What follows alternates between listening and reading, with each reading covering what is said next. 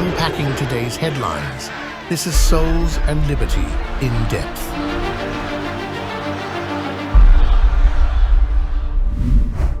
Hello, everyone, and welcome to In Depth, a production of Souls and Liberty. 46 days to go until the election, and Democratic cheating is at the top of millions of people's minds.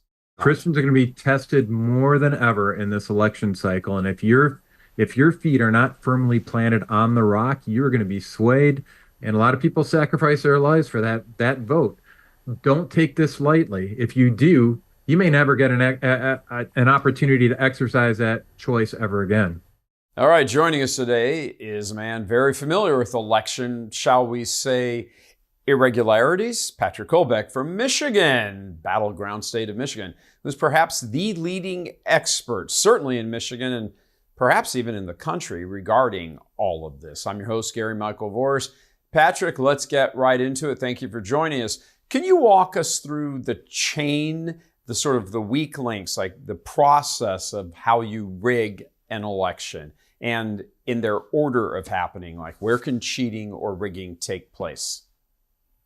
Oh, that's a great start, because I think it's fundamental to understanding why people are concerned about different aspects of the election you see out in the headlines every day.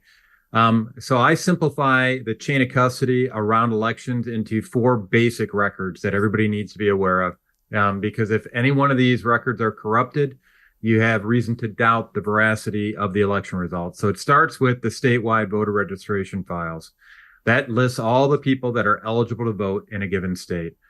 The state voter registration file bone is connected to the poll book bone. Those poll books are essentially precinct-specific extracts of those statewide voter registration data.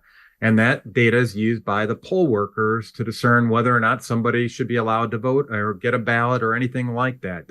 That's really the gateway into the ability to cast a ballot.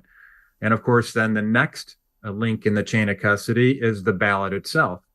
And you've got to make sure that you maintain tight control over the security of those ballots at all times.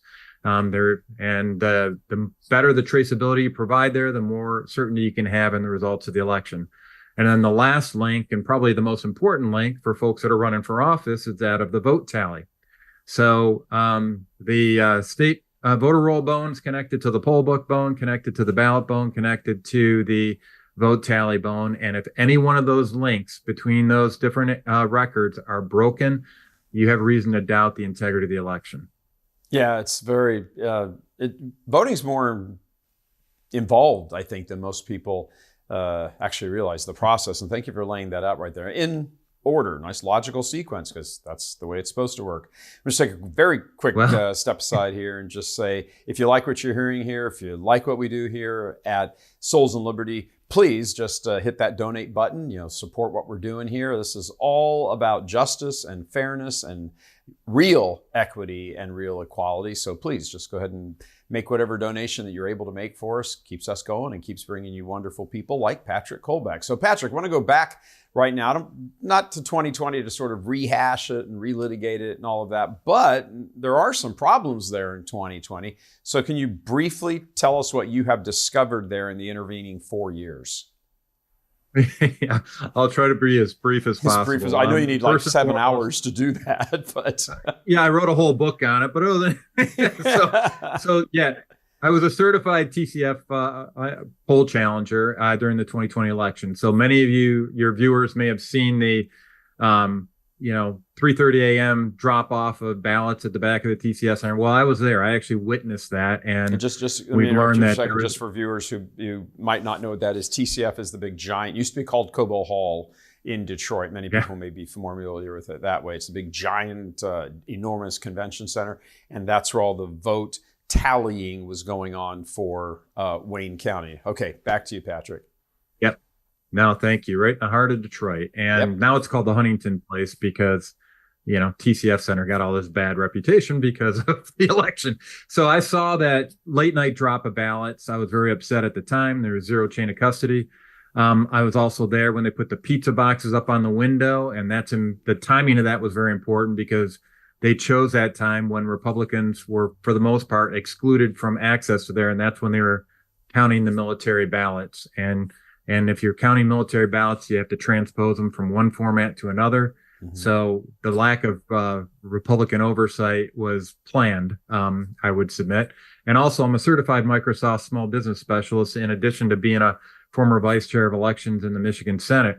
And so I noted that all these machines were connected to the internet. And whenever I asked an elected official, why are these machines connected to the internet, they always denied that they were connected. And that's just not true. So, and perhaps the most damning and most substantive observation coming out of that election was that the election results in Wayne County and as a result, the state of Michigan, the election results in Wayne County were never lawfully certified. According to Michigan statute, you're required to have a Republican and a Democrat signing off on the certification paperwork. For a lot of reasons that we won't go into because we're keeping it as brief here, the Republicans never certified in Wayne County. And if you take out the Wayne County votes, the lawfully, the lawful winner of Michigan's 16 electoral college votes at that time would have been Donald Trump, not Joe Biden. Yeah, it's, I got to say, as being a member of the media for virtually my entire career, the throw-in that so many of them had, covering it all up, saying, the constant lies of, you lost 62 court cases. The court cases never even got off the ground because they wouldn't give them standing. Oh. It's really sad. Well, actually, on that topic, I think it's really important because every time somebody throws out that 60 court case number, there's a couple other pieces of data I think they should be aware of. Number one, in Michigan, our Michigan Secretary of State, Jocelyn Benson, has been found in violation of the law by 8 separate courts. She's issuing unlawful election guidance as found by 8 separate courts, not Pat Colbeck, but by the court. So, but they never talk about that. And so, of course, people are just focused on 60 cases filed by Donald Trump. But how can you have confidence in the results of an election if they're conducted in a manner that's lawless? Yeah, and lawless is the right word here. We step aside for just one brief little 30-second thing, but when we come back, I want to hear what Michigan Secretary of State Jocelyn Benson is doing to stack the deck for Harris to win in Michigan this time around. Be right back. No matter who wins in November, we have to embrace that we are living in a post-Christendom culture. And the heart of that is a rejection of the gospel. As one item on our agenda to combat this, Souls and Liberty is hosting our first annual retreat at sea. You might be familiar with the annual event we produced for over 10 years at Church Militant. Dr. Jules Gomez, our Rome correspondent, and I are going to be doing the presenting, and the theme is Christians in Exile Triumphing in Adversity, which provides a whole range of discussions to think about. Now, we sail out of Galveston, Texas to the Western Caribbean November 10th to the 17th, yes, right after the election. I think all of us are probably going to need it one way or the other. Please join us for serious discussion, spiritual preparation, and bonding, very important, bonding with fellow Catholics. Registration information is provided below and on our site at soulsandliberty.com/retreat-at-sea 2024. So sign up and we hope to see you there. All right, Patrick, what's she doing? What's Jocelyn Benson doing to stack the deck for Harris to win? Well, she's systematically erasing any ability to oversee the elections in any fair and transparent manner. I mean, through the legislature, through unlawful guidelines that she's issuing, that's what she's doing. And most recently, she did something even more egregious. She actually threatened county canvassers who refused to certify the election results, which, I mean, she said, literally, we will come for you if you do not certify the election results. Right. 2 weeks previous to that, the Michigan Attorney General, Dana Nessel, made a similar threat on Twitter, saying that we're going to be coming for you if you do not certify the elections. This is all reflecting back to what happened in 2020, where it was not lawfully certified. And there was a reason for that. 71% of Detroit's AV counting boards did not balance, which means that the number of voters listed in the poll books did not equal the number of ballots cast. That's a bad problem. And most recently in Michigan's August 2024 primary, 82 out of 83 counties in Michigan did not balance.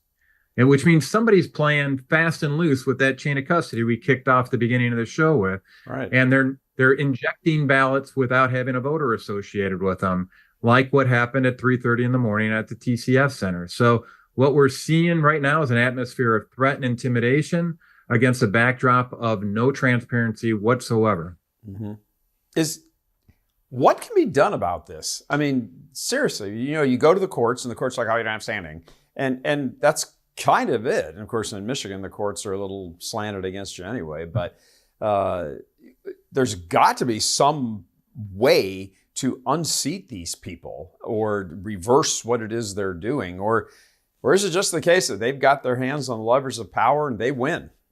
No, it's multifaceted. So there's this election fraud prevention activities that we can engage in. And there's also the get out the vote activities that we can engage in. And you require both of these. I mean, you got to leave it all on the field, as my football coach used to say. This is not the time to be sitting on the sidelines or keeping something in reserve in the tank. As Mike Lindell, who I work for him, is a chief operating officer for Lindell Management, as he always likes to say, if you're saving your resource, your time for a rainy day, forget about it. It's raining, it's pouring right now.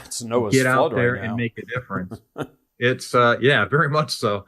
And so on the prevention front, I mean, we talked about these key election records being the voter rolls. I mean, if you have corrupt voter rolls, you have the ability to play eharmony.com between fraudulent voters in the voter database, or ghost voters, as we like to call them, and ballots.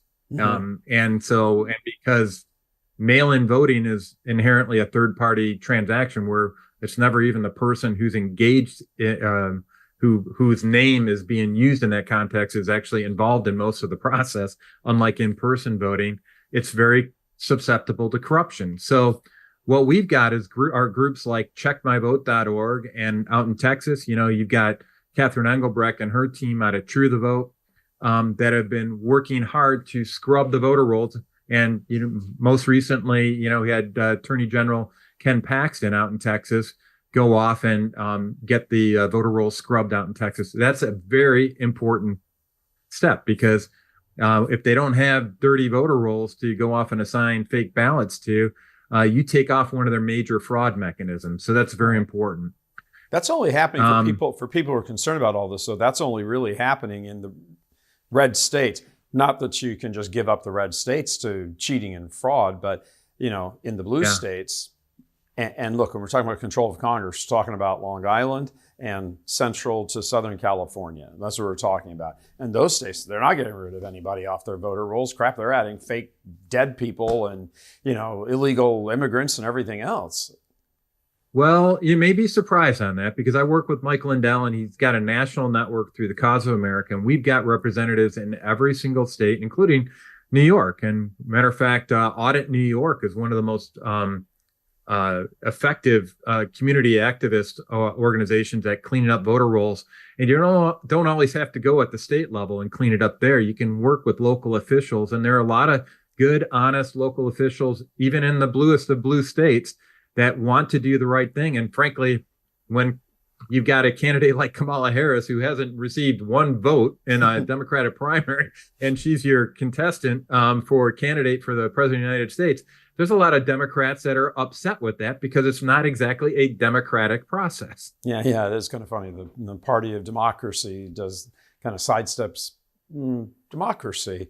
Let me go back to Michigan for a second and Jocelyn Benson, because just so people know, in Michigan, she is the Secretary of State, and she really controls the election, at least the vast majority of it. There was actually a lawsuit, I guess another lawsuit, filed against her just this past week, right? What was that? What was that all about? Well, that was actually in Wayne County. And so what we've seen, and back in 2020, we had hundreds and hundreds of Republicans that wanted to be poll workers in Detroit, but they were told, talk to the hand, we don't want you. That's because the city of Detroit already had a contract with Mayor Kwame Kilpatrick's former lawyer and his professional service firm to provide poll workers. Now, under Michigan law, you're required to have equal representation of Republicans and Democrats when you sign off on all the nightly documents of election records, and you have to have a Republican and a Democrat signing off on the veracity of those records. Mm-hmm. Things like the statement of votes, number of ballots cast. They didn't want to do that. They wanted to have mostly Democrats, and then some Democrat would actually fraudulently sign as a Republican poll worker. Well, the RNC and the Michigan GOP got together and decided to file a lawsuit this time around to say, no, we want equal representation. We've got hundreds of Republicans ready to serve. You need to make sure that you honor the law, which is a good start. It doesn't get to the heart of the core fraud that occurs during an election, but it at least is starting to get the ball rolling, saying, you guys, we're expecting you to follow the law. Is there a hope that a lawsuit like this has just got filed? I mean, of course, everything takes months and years to go through the courts. Does a lawsuit like that, again, brought by the GOP in Michigan against Detroit, city of Detroit, and all this poll stuff, is there like a fast track mechanism? I mean, the election's 45, 46 days away. Is there a way to get to all of this? And by the way, how would that impact what's going on with all the early voting and the mail-in voting and all of that? I mean, that's really the lion's share of the voting now, thanks again to the Democrats. To be honest, I don't think it would have a significant impact. And just for past reference, when we filed a lawsuit back in 2022 before the 2022 election, we were asking for the Michigan Secretary of State to update the poll challenger guidelines to make them compliant with the law. And we had a victory in the Michigan Court of Claims. We had a 3-0 victory in the Michigan Court of Appeals. They ordered her to update the poll challenger guidelines so that they could actually oversee the election. Well, the Michigan Supreme Court, which is very liberal bias right now in the state of Michigan, came in. And by the way, Jocelyn Benson, our Secretary of State, gave an $82,000 donation to one of the candidates for the Michigan Supreme Court that's currently serving there right now. So no conflict of interest there whatsoever. But they came in and intervened and said, you cannot hold her in contempt of court because she did not update the standards in time. And so I would imagine that they take a similar point of view for any court order for Jocelyn Benson or for Janice Winfrey or Kathy Garrett, the Wayne County clerk, to go off and make sure that they have equal representation in this election. So I'm not that optimistic on that front, I got to admit, but hope springs eternal. Patrick, is the fix in Michigan, regardless of how the vote actually goes? The reported vote is just going to go to Harris, and that's how Whitmer and Nessel and Benson have set it up. The fix is in, it's done. Forget the polls. They have certainly designed the system to tee that up. And I hate to say that because I honestly think, based on the polling data that I've seen, that I think Trump is up 60-40, even in Michigan. And so I do believe that they've done everything they possibly can to effectively outlaw poll challengers in the state of Michigan. The FOIA request process, I mean, it took them 9 months to respond to me to get a list of voters in the 2020 election. They know how to slow walk the process. And if you're ever going to overturn the results of an election, you have to issue a court case calling for what's called a writ of quo warranto within 30 days of the election.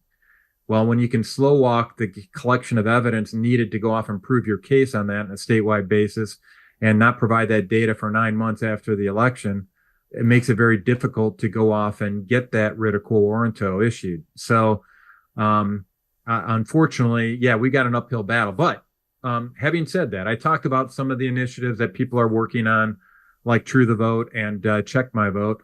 There are ways to go off and expose what they're doing. And I would also encourage people we've heard the president talk about too big to rig. There's a lot of truth to that statement here. And if we overwhelm them at the polls with getting out the vote through initiatives like 10xvotes.com, which is active here in Michigan, which essentially deputizes all the voters inside of Michigan to get 10 of their friends to get out to the polls. And from reviewing past elections, that evangelicals are some of the slowest people to get out to the polls, and sometimes they don't go out there at all. You got to use your faith-based networks to get people out to vote, because too often they're sitting out. And I don't know about you, but when I'm reading through the Gospels, it reads very political. Jesus is right in the middle, right in the face of the political leaders of the time, telling them things that they don't want to hear. And politics is all over, and which is at the heart of souls and liberty here. You guys are right over the target with what needs to be addressed here. We are underutilizing our faith-based community, and I'm telling you right now, if we don't get engaged now, the aftermath of this 2024 election is not going to be pleasant for people of faith. No, absolutely. That's absolutely spot on. I don't think people really sit around and think and stop and go, wait a minute. It was politics that got our Lord crucified. I mean, he was executed as a, treasonous threat, whatever, to the state, to the empire. And the Jews didn't kill Pontius Pilate, didn't kill Jesus. Pontius Pilate did, the procurator of the Roman Empire in Judea. So, I mean, people just keep going about, politics. It's kind of a weak sauce excuse on the part of Christians who aren't politically involved. It's really irritating to hear that as a, patriot Catholic, it's like, oh, well, just let go, let God. I'm like, no. I'm telling you, Christians are going to be tested more than ever in this election cycle. And if your feet are not firmly planted on the rock, you're going to be swayed.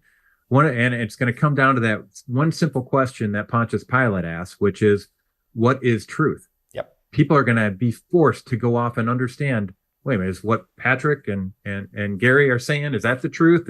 Or is what I'm being told by my local clerk the truth? Is my Secretary of State telling me the truth? This is no time to go off and just simply go with the wind. You got to go off and do your own research. You got to roll up your sleeve, understand who's telling you the truth and who's not. And most importantly, you got to get down on your knees and help discern the truth. Absolutely. Well put. Patrick, talk to me for a little bit about your connection to Mike Lindell and how you're involved in what he's doing. He's taking it on the chin left and right from these communist bastards, and he's still standing too. So talk to us a little bit about that. Well, for 3 years, I had been investigating the 2020 election on my own, and my wife and I were literally living in manna mode, where we didn't know where the next bill payment funds were going to be coming from.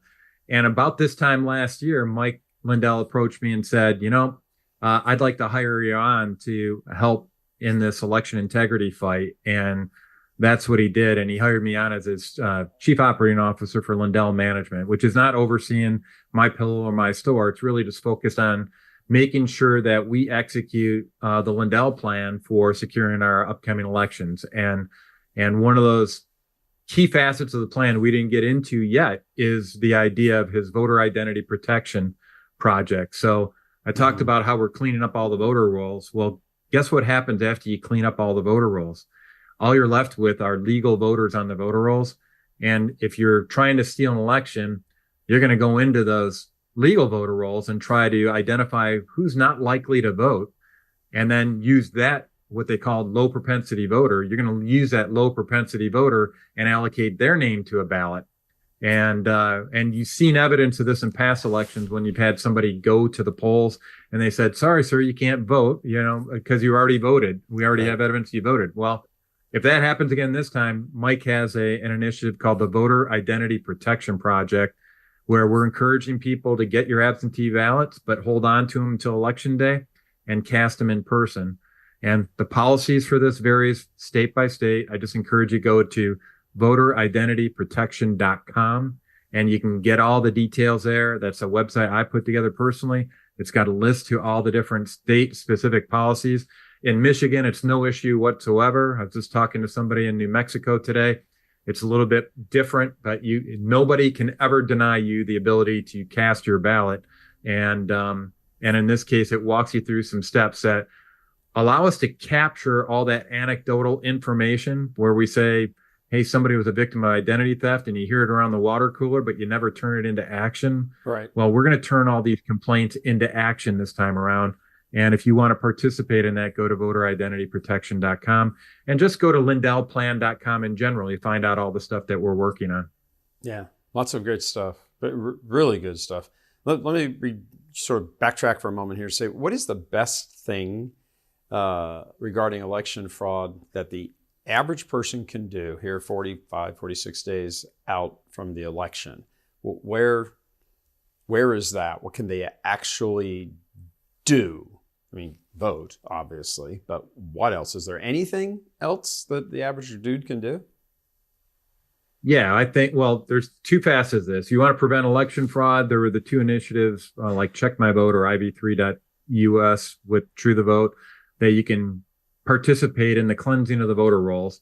Then there's also Mike's voter identity protection. So once the voter rolls are clean, you can participate by helping to isolate all these attempts to conduct identity theft. But if you want to focus in on getting out the vote and helping with the too big to rig idea, check out organizations like 10x.votes in Michigan. And if you go to 10xvotes.com, you can go in Michigan and do that. But if you're elsewhere in the country, you don't need a sophisticated website to go off and do it. Just go to your local church, go to your local parish, go to your baseball games, go to your football games, get out all your friends and family and encourage them to get out and cast that vote. That right to vote was bought at a price. Yes. And a lot of people sacrifice their lives for that vote. Don't take this lightly. If you do, you may never get an opportunity to exercise that choice ever again. Yeah, very true. That is 100% spot on. You know, what's the old expression? People vote communism into power once. The only other way out is to shoot your way out. So we don't want to be in that situation. And we don't want to go there. No, we don't, because there are certainly a number of people who, if the push comes to the shove, will go there. So, Patrick, wrapping up right question. now. Go ahead. Sorry. Yeah. Well, for right now, there's a lot of people that are worried about people calling them names. You put out a Trump sign, you're immediately labeled with every bad epithet that they put out there towards epitaphs on everybody. But you know what? People, have sacrificed a lot more than being called a bad name to go off and take a stance for what is right. And I just encourage people to take the words of 2 Timothy 1:7 to heart, is that God didn't give us a spirit of timidity or fear, but he gave us one of power, love, and self-control. Let's exercise it at the ballot box this season. Let me ask you, because I was going to wrap up, but you just reminded me of a question I want to ask. What do you think is the underlying spiritual component of all of this? I mean, this really is a good versus evil moment in U.S. history. Absolutely. So I highlighted how our Secretary of State, who's our chief election official in Michigan, has been found by 8 separate courts issuing unlawful guidance. Well, we know from Scripture that sin is lawlessness. That's at the crux of all this. If they don't respect any authority except themselves, then we know that they're engaged on the evil side of the fence. I think everybody, that's why I encourage everybody to get on your knees, get in God's word on a regular basis, understand what his truth is, so that you're not deceived like Pontius Pilate is into making the wrong decision when you ask the question, what is truth? Yeah, well put. Very well put. Little promo punch for you. How can people find you, find out about your work, get involved, all that? Where do they go? What do they do? Well, you can go to either lindellplan.com or you can go to electioncrimebureau.com. That's a site that I curate for Mike. There's a lot of information out there if you want to understand what's really going on with our elections. That's a great place to start. And please support Mike. I mean, Mike's been one of the most targeted guys out here. They've taken a hit from his My Pillow and My Store businesses, and he keeps plugging along, and it's because he knows the truth. So if you remember the the reaction of all the disciples in the wake of Jesus' crucifixion. They're all running around as scaredy cats, in an upper chamber. And all of a sudden they saw the risen Christ, and they knew that everything that they had been told up to that point was true at that point. And then those same folks who were scared prior to that moment, all of a sudden were boldly talking smack to the same people that had just crucified their Lord and Savior. When you know the truth, there is a certain courage that goes with that. Absolutely. And I'm sure, like it says there, and I think it's in the 93rd chapter of Timothy, verse 146, talk smack. Yeah. Like I that a think lot. that's probably in danger of adding and subtracting words. But you're just talking anyway, you themes. get the idea that Mike is certain. He knows what he knows, and he's certain of it, and he's putting it all on the table, and it's all for our sake. He certainly is. All right, Patrick, hang around after the commentary for a second. I got a couple other questions for you offline. But thank you very much for all of your insights, and especially thank you for your work. I mean, this was really started out, as you mentioned, as sort of a solo project on your part. And of course, it's grown and, attracted other people, and Lindell and other people and all that. But, this was really a labor of love in the service of justice that you started out essentially by yourself. So God bless you for all that. The power of one man. Absolutely. Thank you very much, brother. God bless. All right, just a little closing thought here as we wrap up. Take a look at this very short clip from a Q&A hosted by Oprah with Kamala. We really would love to know what your plan is to help lower the cost of living. Yeah, first of all, thank you both for being here. And yours is a story I hear around the country as I travel. And in terms of both rightly having the right to have aspirations and dreams and ambitions for your family, and working hard and finding that the American dream is, for this generation and so many recently, far more elusive than it's been. And we need to deal with that. So what's the policy? She only gets away with this nonsense and this crap because the commies have made such incredible headway into people's intellects through media and education that if someone can hit the right notes, people swoon. So when she's doing this, look at her body language, her facials, her intonation, all of those things, the nonverbals. Eddie Murphy used to do a stand-up routine imitating James Brown, who virtually no one could actually understand what his lyrics were when he was singing. But I mean, that's sort of the joke about him. He's like, but he sang it with passion. So Eddie, in his routine, Eddie Murphy would say, I don't know what James is saying, but that should mean something to him. Well, that's the point, because so many people's intellects have been hijacked. All you have to do is convey strong emotion and passion and feelings and all those nonverbals that go along with it. No matter how dumb or stupid your comments, half the people will think you're smart. Emotions have taken over politics, or better said, perhaps, the managing of emotions has taken over, and communists play this game very well. America has been a bit of an odd experiment for them, however. In other countries in the world, communism ascends normally just straight up violence. But because America was somewhat unique in having a very strong middle class, there were never enough people willing to take to the streets and sort of get into a violent overthrow. So here in America, the commies had to get very creative. They had to be patient and work hard, very insidiously, like termites. And well, here we are. Sufficient numbers of Americans have now been so dumbed down that a woman like Kamala, who no one has voted for, has arrived on the scene and is close to being crowned queen and celebrated as the person who will make sure we won't go back, turn the page. And they're too stupid and emotionally manipulated to understand what they don't want to go back to is the very problems she created. It's like a mass hypnosis, but never forget, it's a mass hypnosis fed by a bloodlust for abortion.